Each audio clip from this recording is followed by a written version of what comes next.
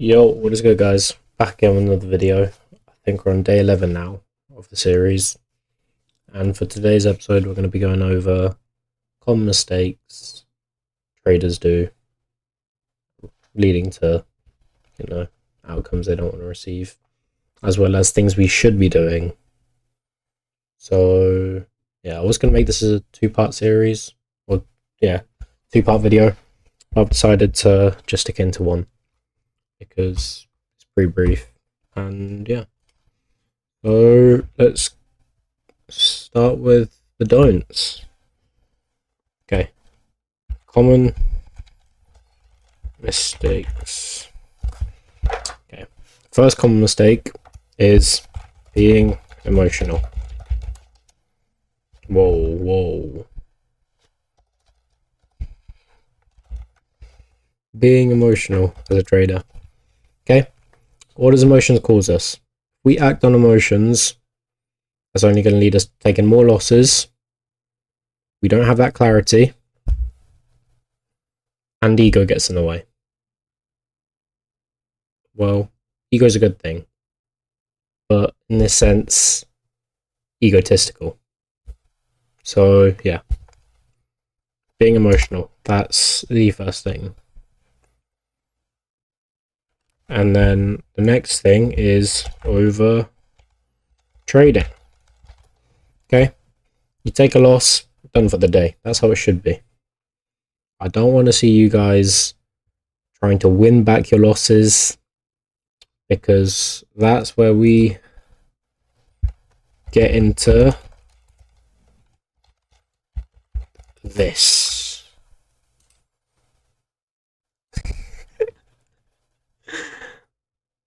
Oh gosh.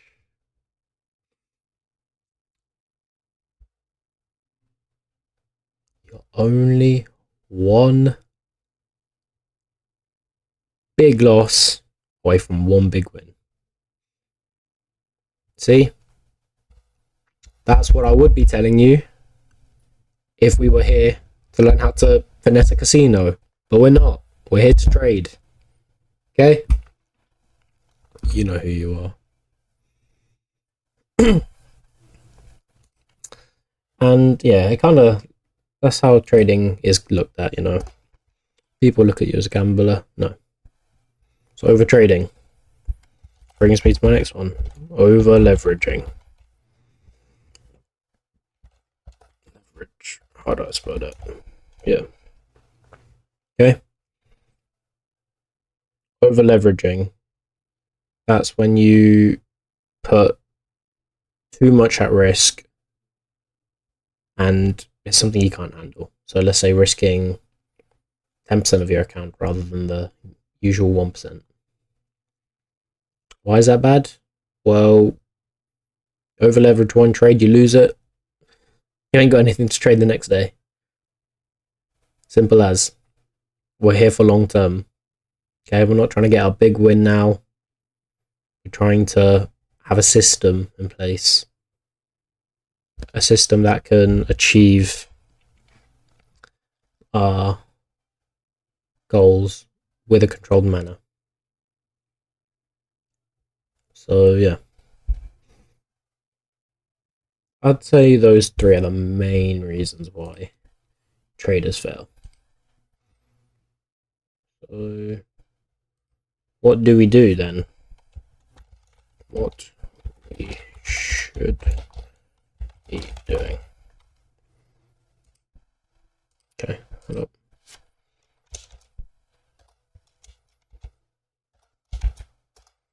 Okay, what we should be doing as traders.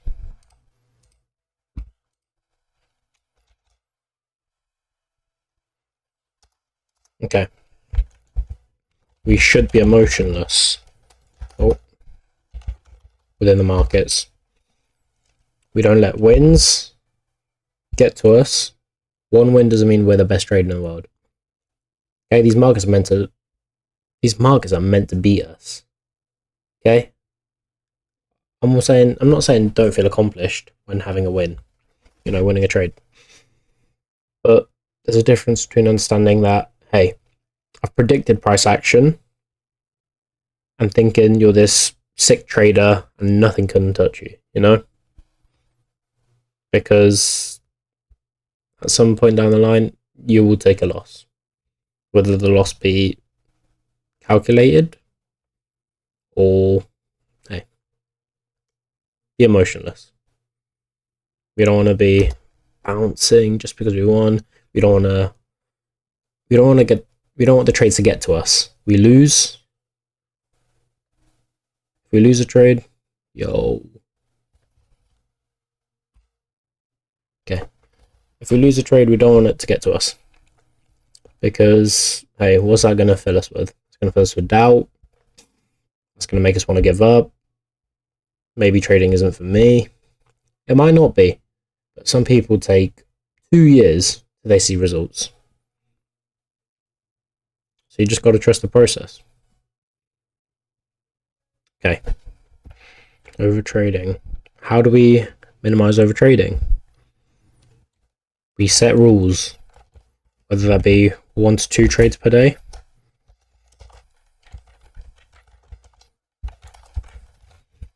Simple. You follow this, don't break it. Simple, right? Well, to be fair, I limit myself to 1 trade a day. If you break these rules, you start to realize what type of trader you are. And it's easy to say this now because I could be telling you to do all this and I just do the opposite. But that's what it kind of is, because when you start seeing people do these mistakes, you start to realize why they're doing that. So you kind of reflect on yourself, you know, like, am I following them rules? Okay. So over leveraging. So this is just an example. I risk 1% per trade, or 0.5 to 1%. Anything in between there.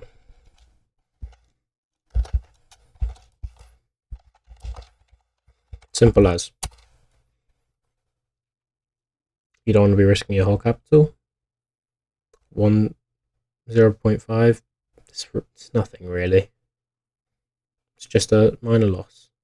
Because your wins should be able to counteract them losses. Oh, another common mistake.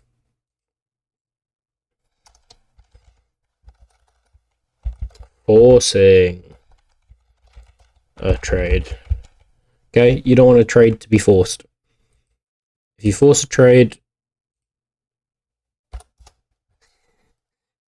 trades are like farts. You force a fart, it's probably going to be shit. Simple as. Force a trade, it's probably going to be shit. So don't be forcing trades. Let the trade play out, and then you enter. Don't enter because you want something to happen. Because remember, you're not the market mover. You can all joke about being a market mover, but you ain't no market mover, bro. Your capital is nothing compared to a bank. So be smart with it. So what we're going to do? We're going to be patient. Yes, I know. Me banging on about patience again. That was the last episode. But yeah. Doesn't sound all that hard, does it? So I want you guys to construct. I mean, I haven't taught you guys how to properly trade yet. I've taught you confluences, what things are, but with this, make a note and have down. This will be your homework, just to take down notes.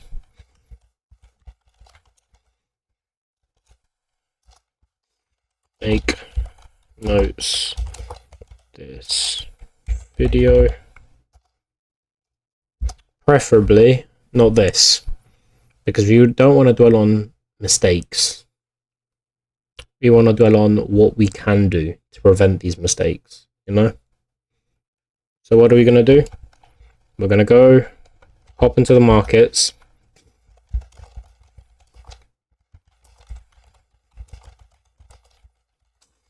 with a clear headspace. I don't know if that's one word or not.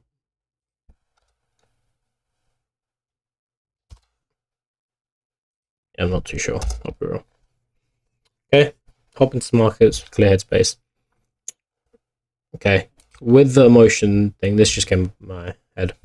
With the emotion thing, if you're experiencing anything outside, externally, so within life, whether that be breakup, stress from work, stress from school, anything, or you're just feeling down, I suggest you stay away from the markets, because the last thing you want to be doing is going into the markets frustrated, angry, and you're there trying to find a trade, thinking that, okay, maybe if I win this, I might feel a bit better. No, don't.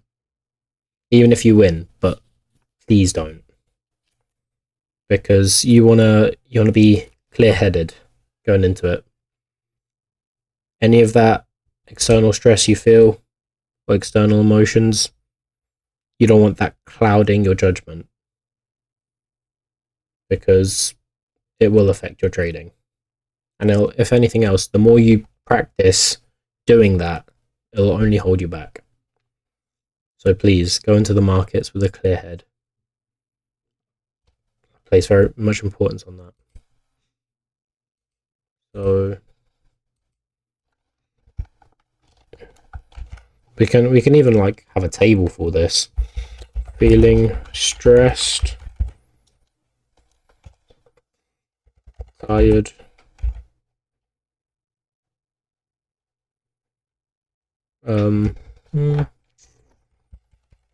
annoyed,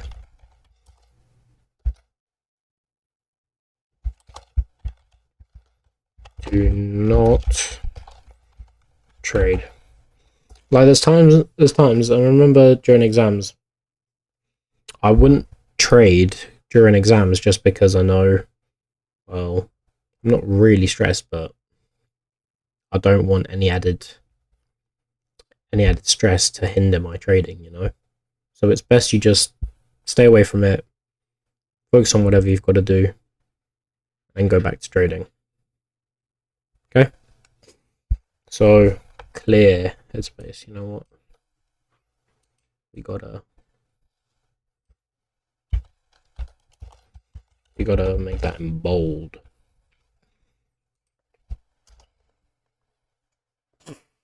Okay. One trade a day. One trade a day keeps the market maker away. I'm hitting you with daily quotes now. Okay. Risk 1% per trade. Yeah?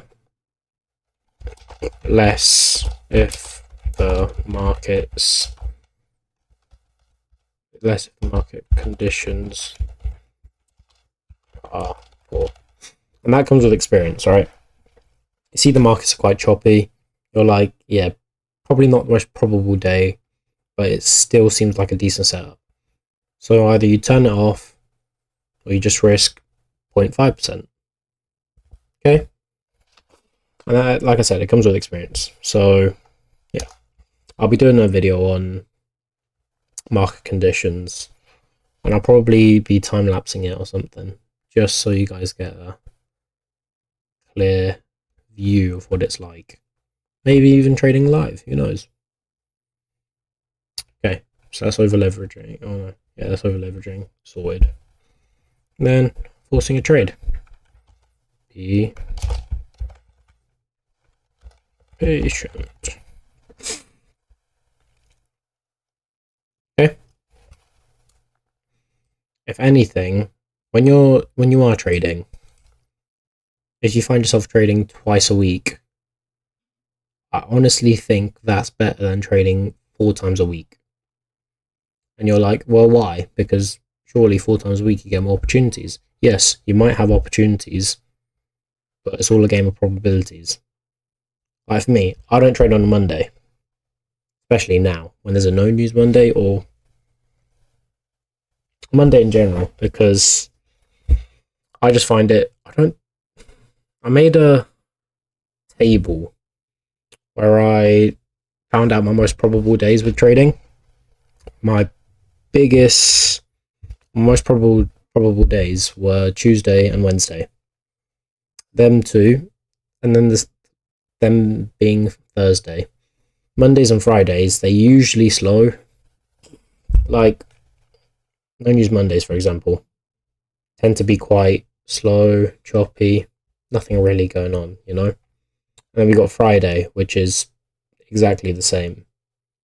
So, yeah. Find your days where you can trade, and if you have a really high percentage trading on a Tuesday, for example, just trade on a Tuesday as well as another day. Think about it. You can only lose 2% if you follow everything else. Whereas you have the opportunity to also lose more. And these markets are meant to beat you.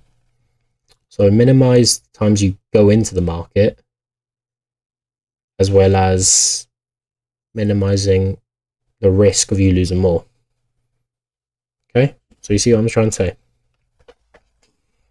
Because at the end of the day, that 2%, let's say you win both trades, within the 4 times you do trade, you lose maybe 1 or 2.